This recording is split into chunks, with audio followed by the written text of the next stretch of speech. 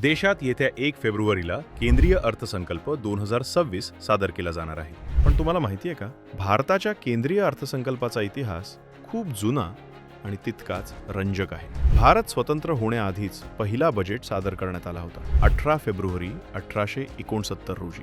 British काळात भारताचं पहिलं बजेट मांडण्यात आलं. हे बजेट जेम्स विल्सन यांनी सादर केलं होतं. ते त्या काळात इंडियन काउन्सिलचे आर्थिक सदस्य होते आणि व्हॉइसरॉयला आर्थिक बाबींवर सल्ला देण्याचं काम करत होते. स्वातंत्र्यानंतर भारताचे पहिले अर्थमंत्री म्हणून R.K. षण्मुखम चेट्टी यांची नियुक्ती झाली. 26 नोव्हेंबर 1947 रोजी त्यांनी स्वतंत्र भारताचा पहिला अर्थसंकल्प सादर केला. या इतिहासात महाराष्ट्राचं योगदानही वेगळं आहे. महाराष्ट्राचे सुपुत्र C.D. देशमुख हे असे एकमेव व्यक्ती होते जे रिझर्व्ह बँक ऑफ इंडियाचे गव्हर्नर असतानाच केंद्रीय अर्थसंकल्प सादर करतात. 1951 ते 52 या आर्थिक वर्षासाठी त्यांनी अंतरिम बजेट मांडलं होतं. त्या काळात सरकारला निधीची मोठी गरज होती. कर वाढवणं अपरिहार्य होतं. पण कराचं महत्त्व समजावून सांगण्यासाठी देशमुख यांनी संसदेत एक अनोखं उदाहरण दिलं. एका ग्रामीण भागातून आलेल्या पत्राचा त्यांनी उल्लेख केला, ज्यात एका सामान्य व्यक्तीने दरवर्षी 5 रुपये कर भरून देशाच्या विकासात योगदान देण्याचं वचन दिलं होतं. सुरुवातीच्या काही बजेटमध्ये परदेशी संबंधांचाही उल्लेख आढळतो. 1 फेब्रुवारीला सादर होणारा